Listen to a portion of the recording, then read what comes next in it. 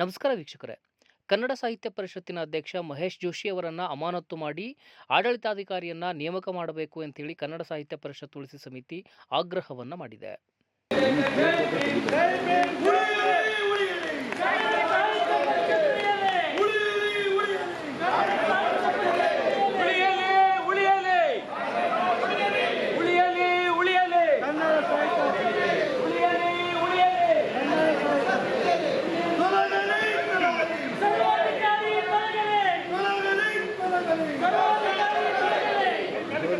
ರವಿವಾರದಂದು ಬೆಂಗಳೂರಿನ ಪುರಭವನದಲ್ಲಿ ಕಸಾಪ ಅಧ್ಯಕ್ಷ ಮಹೇಶ್ ಜೋಶಿ ಅವರ ದುರಾಡಳಿತವನ್ನ ಖಂಡಿಸಿ ಜಾಗೃತಿ ಸಮಾವೇಶವನ್ನ ನಡೆಸಲಾಯಿತು. ಕನ್ನಡ ನಾಡುನುಡಿ ಜಾಗೃತ ಸಮಿತಿ, ಕನ್ನಡ ಸಾಹಿತ್ಯ ಪರಿಷತ್ ತುಳಸಿ ಸಮಿತಿ ಈ ಕಾರ್ಯಕ್ರಮವನ್ನ ಹಮ್ಮಿಕೊಂಡಿದ್ದವು.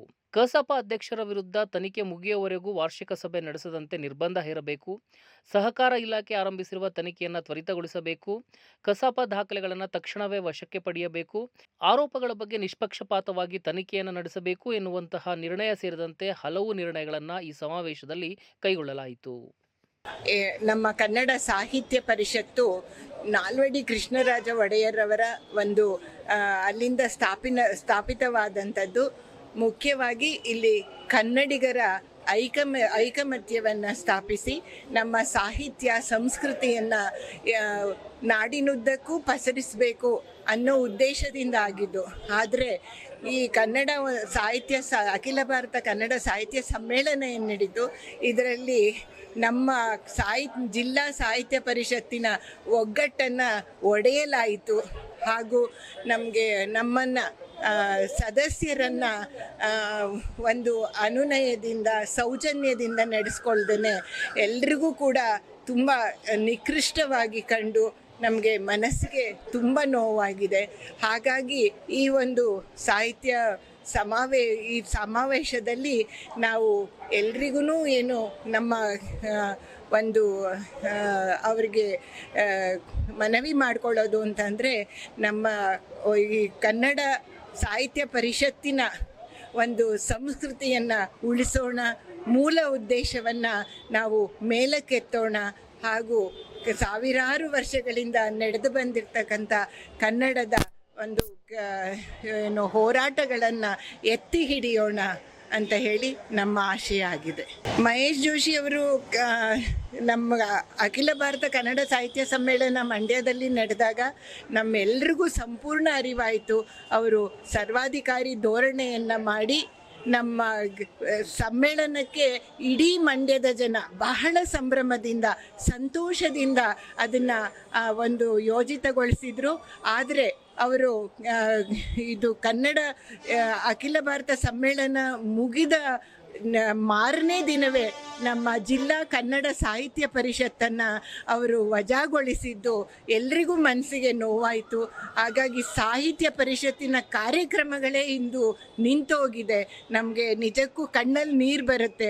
ಪ್ರತಿದಿನ ಕನ್ನಡ ಸಾಹಿತ್ಯ ಪರಿಷತ್ತಿನ ಕಾರ್ಯಕ್ರಮಗಳು ನಡೀತಾ ಇತ್ತು. ಪ್ರತಿದಿನ ನಾವೆಲ್ಲರೂ ಎಷ್ಟು ಉತ್ಸಾಹದಿಂದ ಅದರಲ್ಲಿ ಭಾಗವಹಿಸ್ತಿದ್ವಿ.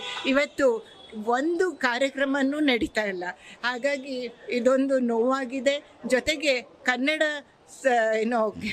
ಯಾರು ಅವ್ರ ವಿರುದ್ಧ ಅವರನ್ನು ಇದು ತಪ್ಪ ಸರಿನಾ ಅಂತ ಒಂದು ವಿವೇಕವನ್ನು ಕೇಳಕ್ಕೆ ಹೋದ್ರು, ಅವರೆಲ್ರಿಗೂ ಕೂಡ ಅವರು ಪರಿಷತ್ತಿನ ಸದಸ್ಯತ್ವವನ್ನು ರದ್ದು ಮಾಡ್ತೀವಿ ಅಂತ ಹೇಳೋದು, ಮತ್ತು ನಾವೆಲ್ಲ ಅವ್ರನ್ನಾಗೆ ಕೊಲೆ ಮಾಡೋಕ್ಕೆ ಬಂದಿದ್ವಿ ಅಂತ ಹೇಳೋದು, ಇದೆಲ್ಲವೂ ಕೂಡ ನಮಗೆ ತುಂಬ ಮನಸ್ಸಿಗೆ ನೋವಾಗಿದೆ.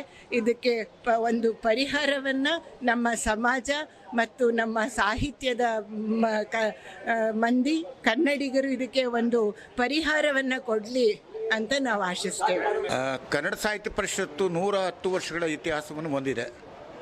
ಈ 110 ವರ್ಷಗಳ ಇತಿಹಾಸದಲ್ಲಿ ಆಗಿರ್ತಕ್ಕಂಥ ಅಧ್ಯಕ್ಷರುಗಳಲ್ಲಿ ಬಹುಶಃ ಪ್ರಸ್ತುತ ಅಧ್ಯಕ್ಷರನ್ನು ಹೊರತುಪಡಿಸಿದ್ರೆ ಬಾಕಿಯವರೆಲ್ಲರೂ ಕೂಡ ಪ್ರಜಾಪ್ರಭುತ್ವದ ಮಾದರಿಯಲ್ಲಿ ಆಡಳಿತವನ್ನು ನಡೆಸ್ತಾ ಇದ್ದದ್ದನ್ನು ನಾವು ಗಮನಿಸಿದ್ದೇವೆ.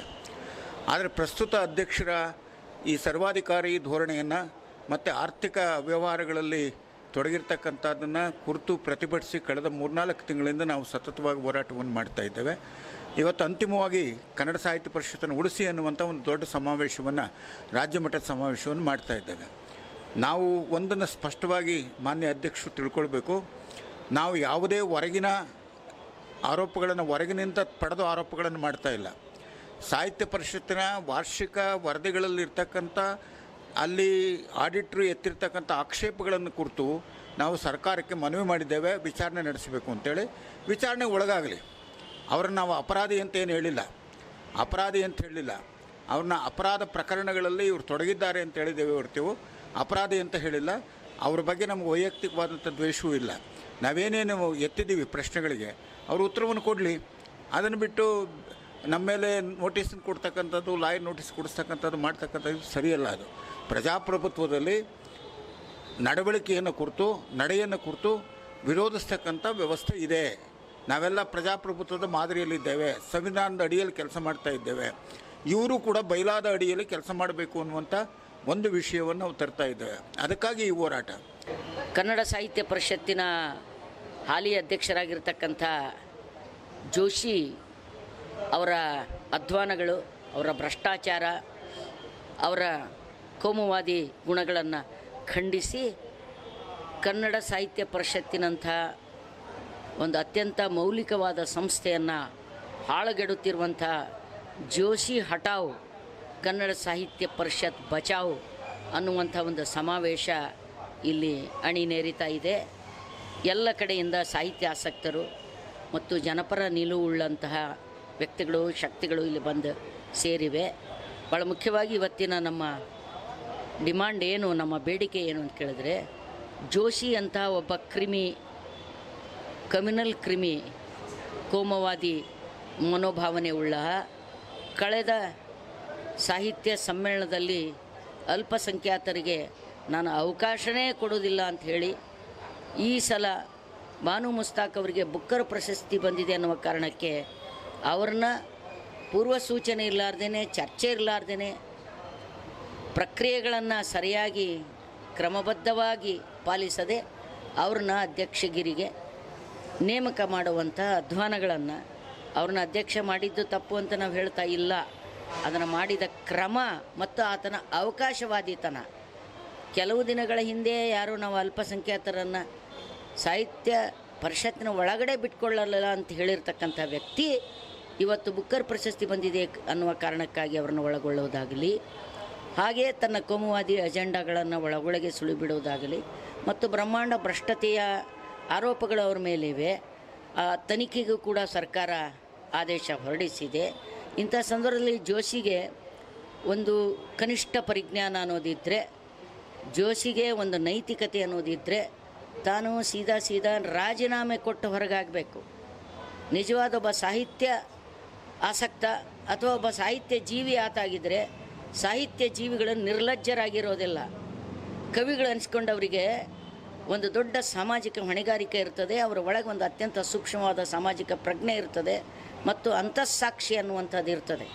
ಈ ಎಲ್ಲ ಅಂತಃಸಾಕ್ಷಿಯನ್ನು ಹರಾಜಿಗೆ ಇಟ್ಟಿರ್ತಕ್ಕಂಥ ಈ ಜೋಶಿ ತಾನು ಅಧಿಕಾರದಲ್ಲಿ ಮುಂದುವರಿಯಬೇಕು ಅನ್ನುವ ಕಾರಣ ಬಿಟ್ಟರೆ ಯಾವುದೇ ಸಾಹಿತ್ಯಿಕ ಪ್ರಜ್ಞೆ ಆಗಲಿ ಸಂವೇದನೆ ಆಗಲಿ ಇಲ್ಲದೆ ಇರತಕ್ಕಂಥ ವ್ಯಕ್ತಿ ಇವತ್ತು ಒಕ್ಕೋರ್ಲಿಂದ ಎಲ್ಲರೂ ಒತ್ತಾಯ ಮಾಡ್ತಾ ಇರೋದೇನೆಂದರೆ, ಈ ಮನುಷ್ಯ ತನ್ನ ಮೇಲಿರ್ತಕ್ಕಂಥ ಆರೋಪಗಳನ್ನು ಗಮನದಲ್ಲಿ ಇಟ್ಕೊಂಡು ತಾನು ಮಾಡುತ್ತಿರುವಂಥ ದುಷ್ಟ ಚಟುವಟಿಕೆಗಳು ಯಾರೆಲ್ಲ ಅವನ್ನ ಪ್ರಶ್ನಿಸ್ತಾರೆ ಅವ್ರನ್ನ ಸದಸ್ಯತ್ವನೇ ರದ್ದು ಮಾಡುವಂತಹ ಹೌದೌದು, ಆ ಸರ್ವಾಧಿಕಾರಿ ಧೋರಣೆಯ ವಿರುದ್ಧನೇ ಇವತ್ತು ಇಲ್ಲಿ ಒಂದು ದೊಡ್ಡ ಜನಾದೇಶ ಕೊಡಲಿಕ್ಕಿದೆ. ಜೋಶಿ ತಾನೇ ಖುದ್ದಾಗಿ ಬಂದು ಜನ ಅವನನ್ನು ಇಳಿಸೋದಕ್ಕಿಂತ ಮುಂಚೆ ತಾನು ರಾಜೀನಾಮೆ ಕೊಟ್ಟು ಹೊರಗೆ ನಡಿಬೇಕು. ಆತನ ಸರ್ವಾಧಿಕಾರಿ ಧೋರಣೆಯನ್ನು ತಾಳಲಿಕ್ಕೆ ಸಾಧ್ಯ ಇಲ್ಲ. ಇದು ಕರ್ನಾಟಕ ಇದೆ, ಇಲ್ಲಿ ಕನ್ನಡಿಗರಿದ್ದಾರೆ. ಕನ್ನಡಿಗರು ಅತ್ಯಂತ ಪ್ರಾರಂಭದಿಂದಲೂ ಕೂಡ ಒಂದು ಸಾಮಾಜಿಕ ಹೊಣೆಗಾರಿಕೆಯನ್ನು ನಿಭಾಯಿಸಿಕೊಂಡು ಬಂದಿರತಕ್ಕಂಥ ಅಪಾರವಾದ ಸಾಹಿತ್ಯ ಬಳಗ ಇದೆ ಮತ್ತು ಕನ್ನಡ ಮಾತನಾಡುವಂತಹ ಪ್ರಜ್ಞಾವಂತ ವಿವೇಕವುಳ್ಳಂಥ ಜನ ಇಲ್ಲಿದ್ದಾರೆ. ಜೋಶಿಯವರ ಸರ್ವಾಧಿಕಾರಕ್ಕೆ ಧಿಕ್ಕಾರ ಅಂತ ಹೇಳಿಕೆ ಇಲ್ಲಿ ಬಂದಿದ್ದೇವೆ. ಕನ್ನಡ ಸಾಹಿತ್ಯ ಪರಿಷತ್ತಿನ ಅಧ್ಯಕ್ಷರಾಗಿರ್ತಕ್ಕಂಥ ಡಾಕ್ಟರ್ ಮಹೇಶ್ ಜೋಶಿಯವರ ದುರಾಡಳಿತ ಮತ್ತು ಭ್ರಷ್ಟಾಚಾರ ಮೇರೆ ಮೀರಿದೆ. ಈ ಹಿನ್ನೆಲೆಯಲ್ಲಿ ಇವತ್ತು ರಾಜ್ಯ ಸರ್ಕಾರ ಅವರ ಆಡಳಿತಾವಧಿಯ ಸಮಗ್ರ ತನಿಖೆಗೆ ಆದೇಶ ನೀಡಿದೆ. ಒಂದು ಸರ್ಕಾರ ತನಿಖೆಗೆ ಆದೇಶ ನೀಡಿದ ಮೇಲೆ ಅಧಿಕಾರದಲ್ಲಿರ್ತಕ್ಕಂಥವ್ರು ತನಿಖೆಯನ್ನು ಎದುರಿಸಬೇಕಾದ್ರೆ ಅವರನ್ನು ಅಮಾನತಿನಲ್ಲಿಡಬೇಕಲ್ಲ.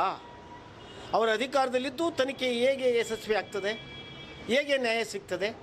ಆ ಕಾರಣಕ್ಕಾಗಿ ಅವ್ರನ್ನ ಕೂಡಲೇ ಅಮಾನತು ಮಾಡಬೇಕು ಅನ್ನೋಂಥ ಆಗ್ರಹದೊಟ್ಟಿಗೆ ಇವತ್ತು ಸಮಾವೇಶವನ್ನು ಆಯೋಜನೆ ಮಾಡಲಾಗಿದೆ. ನಾಡಿನ ಎಲ್ಲ ದಿಕ್ಕುಗಳಿಂದ ಸಾಹಿತ್ಯಾಸಕ್ತರು, ಸಾಹಿತಿಗಳು, ಕನ್ನಡ ಸಾಹಿತ್ಯ ಪರಿಷತ್ತಿನ ಸದಸ್ಯರುಗಳು ದೊಡ್ಡ ಸಂಖ್ಯೆಯಲ್ಲಿ ಆಗಮಿಸ್ತಾ ಇದ್ದಾರೆ.